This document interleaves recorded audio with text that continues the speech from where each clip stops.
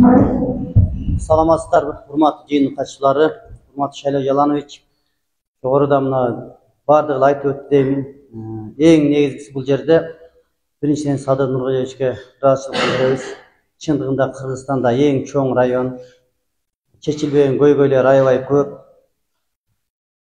Борборго жакын, Борборду курчап турган Сокулук районуна ишеним көрсөтүп, ушул жердеги көйгөй чечет деп ишеним бергенине жалпы коомчулуктун ыраазычылык билдирип коюуну туура чечти.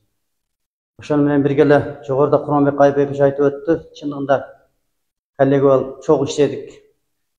Айбековичтин өзгөчө адаттарын көрсөңүздөр керек. Бул канчалык улуу болсо да кичпейил, жумуштун бүткөрүү үчүн кандай аракет болсо өзүнүн жумушун экинчи орунга коюп, мамлекеттин ушуна чын дилден берилген инсан. Аны эч кимибиз жаап жашырбайбыз. Менен бирге эле Шайлоо Жаланович сиздерге дагы ишеним көрсөтүп, ушинтип алып келгениңизге ыраазычылык билдиребиз. Жана ойлоймун, сиздер менен бирге Сокулуктун көйгөйүн ичине кирип жеринде чечип көрбөсөк дагы, сырттан баарын көрүп билип турабыз. Бул көйгөйлөрдү чечүү оңой деп ойлобойбуз. Чындыгында сиздер менен биргеликте ошо бир эле Сокулук эмес, жалпы башка жактан кайсыл жерден келбейли, кайсыл жактан болбойлу, улуу кичүү дебей максатыбыз бир болуш керек. Мамлекеттин бүтүндүгү үчүн, биримдиги үчүн, ынтымак үчүн өзүбүздүн жеке амбициябызды артка таштап, алга кадам ташташ керек. Мен сиздерден ушуну сураймын, ушуну тилеймин.